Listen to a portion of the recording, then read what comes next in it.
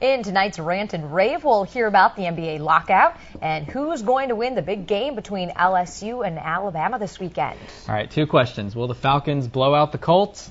And is Coach Richt out of the hot seat? Bill Shanks and Samantha Smith put it all up for debate. Rant and Rave, here we go. We start with the NBA. Yes, the NBA, it's still supposedly around. It's supposed to be starting this week. Do we care, though, Samantha, that the NBA is not starting this week? To be honest with you, no. I really haven't missed all the off-season stuff or anything like that. I get tired of hearing about labor negotiations and all that stuff. It gets kind of boring after a while, and I don't know, maybe we'll care in February or March, but right now we're in football season, so who cares? Completely agreed, Bill. Unless your last name is Kardashian, well, not Kim because of that whole divorce thing. Unless you're Khloe Kardashian, you probably don't care too much about this NBA lockout. I know I cared a lot more about the word lockout when there was an NFL in front of it. If you're part of the general public, probably not. Exactly. I think you're right. All right, issue 2. Did the win for Georgia over Florida get Mark Richt off the hot seat?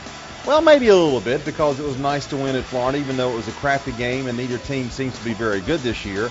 Yes, Georgia's won 6 in a row, but who have they beat? However, now that Georgia doesn't have any running backs this week, and they're still kind of shaky out there on special teams, I don't know if they lose to Auburn or Georgia Tech, if that hot seat will be any less warm or not, Samantha.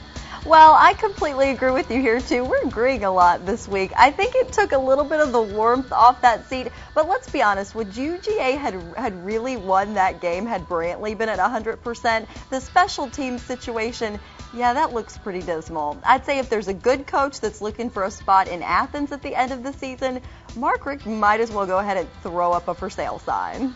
You might. I have to see what happens in that Auburn game and against Georgia Tech. All right, issue 3.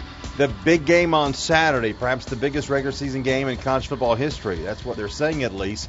Alabama versus LSU in Tuscaloosa. I'm going to say LSU, believe it or not. I kind of want Alabama to win because I like Alabama better than those Cajuns out there. But I'll be honest with you, I think LSU's playing great football right now. They just seem to have a little bit of an intangible that makes it difficult to go against them right now, even going in Tuscaloosa. Les Miles is crazy, but you know what? He's a pretty good football coach. I think LSU will win this football game. Well, I completely agree with you that LSU head coach Les Miles, he's crazy. And orange and yellow, not a good color combination here. But I'm taking Alabama. Only one team is going to leave Bryant-Denny Stadium undefeated on Saturday, and it's not going to be LSU. These are the two best defenses in college football, the two best teams in college football, number 1 and number 2, head-to-head in prime time. This is going to be a great game, folks. You're not going to want to miss this one, but I got to pick Alabama.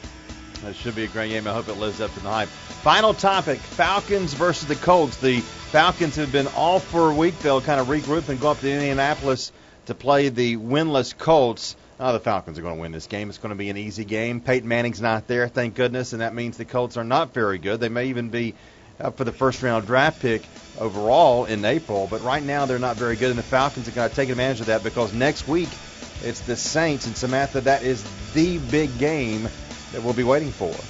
Yeah, we'll be waiting for that one, but this game on Sunday, I don't know. The Falcons, I got to go with them. The Colts look terrible. They haven't won a single game yet. No Peyton Manning. Very depressing for this Tennessee girl here, but I got to go with the Falcons. The Colts just look really terrible. Should be a fun week of football. We'll start the weekend off on Friday night with great high school football action. We'll see you Friday at 11:15 for the End Zone here on 41 NBC.